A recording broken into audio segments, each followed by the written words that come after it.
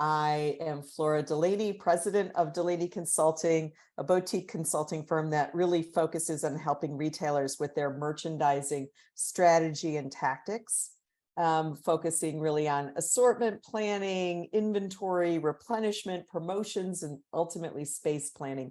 Because at the end of the day, it all really matters when it gets into the stores. So space planning is focused on those brick and mortar stores. What is that environment for the stores?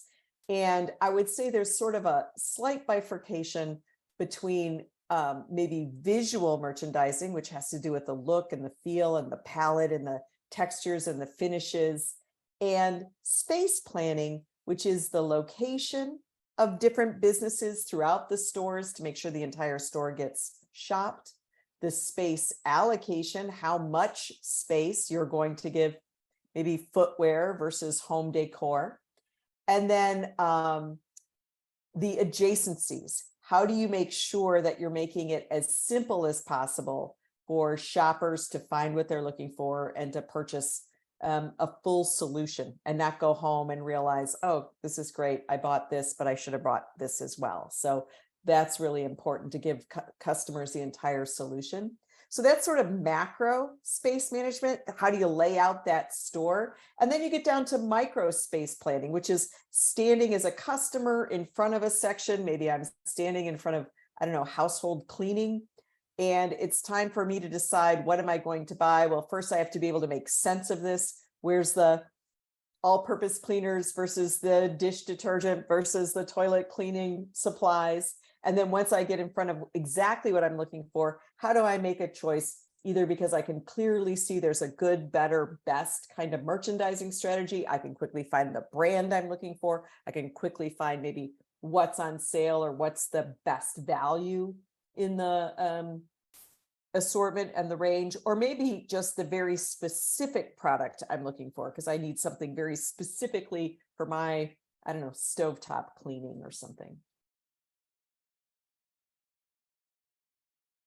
If it's done correctly, I like to think of really good planogramming as being like a silent sales associate. You don't have to ask a salesperson or somebody working in the store to help you make that choice. You can see the entire range and you can start to see, oh, there's where the scent is I want, or the color or the flavor or the finish.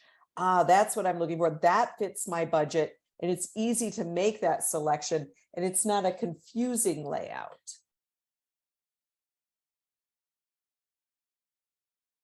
Space planning is often seen as just a tactical lever for explaining to store associates where a new item's supposed to go. Put this on the third shelf, give it 2 facings, move this off the shelf, put it on the closeout section.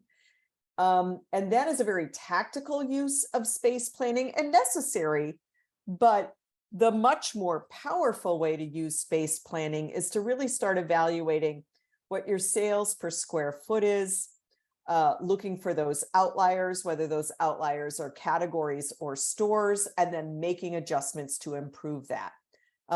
Let's face it, it's still where most of the sales are taking place. And frankly, if you have folks like Instacart or other professional shopping services coming in, they're fulfilling those online orders from the stores themselves. So those stores need to be properly merchandised and stocked to anticipate that demand. So from a strategic level, what I like to see retailers do is really, as they're doing their annual planning, as they're building out the category budgets, as they're setting the thresholds for how they think they're going to deliver to the street, they need to be looking at which categories are going to be making the majority of that delivery. Where are they going to get that growth from, or that aggressive growth in some cases? And then what are they doing to change the store environment to make sure that they're capturing that? Certainly the stores need to be digitized. You need to have an understanding of what your store layouts both ought to be and were planned to be, as well as what they truly are. And there's that level of reality and compliance that you need to understand And from that, you're then able to drive out some important KPIs. I mentioned sales per square foot. There's also gross margin return on space, much like GMROI. You can have GMROS, gross margin return on advertising, on labor. There's lots of things you can look at that marginal return on. So that's important to know. And then just simply, I think at the most fundamental level, people talk about heat maps. They talk about fair share analyses. Those kinds of things are very, very simple to get to. But in the future, that's not really, I think, going to be quite as manual as it has been right now. In the past, systems have really generated that data. That data goes and sits in a repository somewhere, and hopefully some analytic folks are scraping through there and pulling out analyses and getting some insights and making recommendations about changes that should be made to space. I think as I look down the road and see what systems are going to be capable of, it's going to be much more dynamic than that, and much more driven by rules and guidelines and requests. And that will ultimately drive a lot of automated changes to space.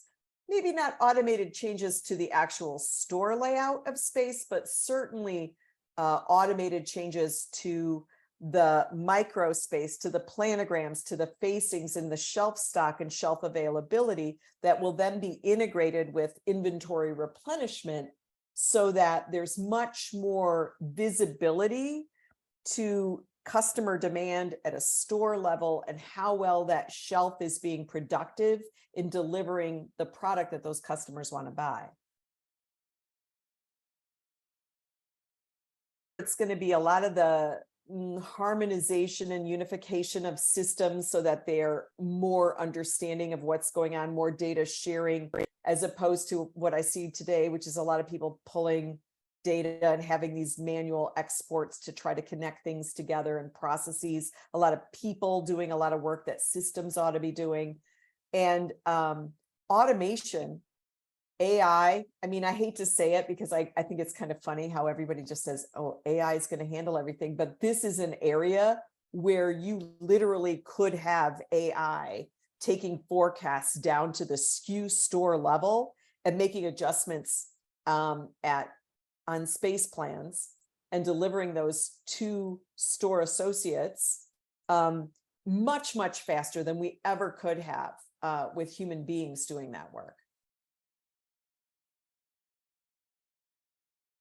I think it really is about that elevation of space planning as a discipline, to move from being a very tactical thing that we have to do so that our stores know what to execute, and what we have to do so that we know how much inventory will fit on our shelves and therefore how much we ought to allocate to each store. Those are very tactical things. And I think when you can raise that to be a much more strategic advantage, when you're thinking about your store space as a limited and very precious resource that ought to be managed the same way you're managing your inventory, your payroll, all of those things that have a lot of rigor already around them.